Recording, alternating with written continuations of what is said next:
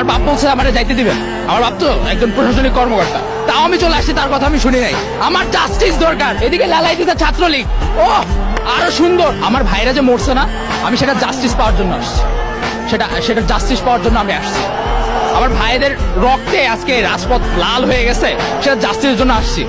আমি বাসায় বসে থাকি, আমার বাপ বলছে আমারে যাইতে দিবেন।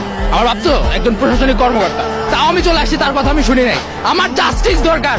আমরা তো পিসফুলি আন্দোলন করতেছিলাম, কি জন্য আমাদের উপরে গুলি চালানো হবে, কি জন্য আমাদের উপরে লাঠিচার্জ করা হবে। এদিকে লালাই দিতে ছাত্রলীগ, ও আরো সুন্দর। এখন ওই যে যাবো, মাইর খাবো। এটা হচ্ছে অবস্থা, আমাদের দেশের অবস্থা হচ্ছে এরকম। আমি আমার মাকে নিয়ে আসি নাই, আমার মা বলতেছে যে আমাকে নিয়ে যাবে বাসায়, এটা সেফ না। কিন্তু আমার কথা হচ্ছে আমার ভাইরা কেন মরবে? আমার এখানে অনেক ভাইরা শহীদ হয়েছে, অনেক ভাইরা বোনেরা শহীদ হয়েছে, কেন মরবে? আমাদের জাস্টিস লাগবে, আমাদের জাস্টিস লাগবেই, লাগবে, লাগবেই। আমার মা আসছে আজকে আমাকে নিয়ে যেতে, আমি আমার মায়ের সাথে প্রোটেস্ট করবো। আমি বলে দিলাম একটা কথা, আর যত দিন পর্যন্ত আমরা এটা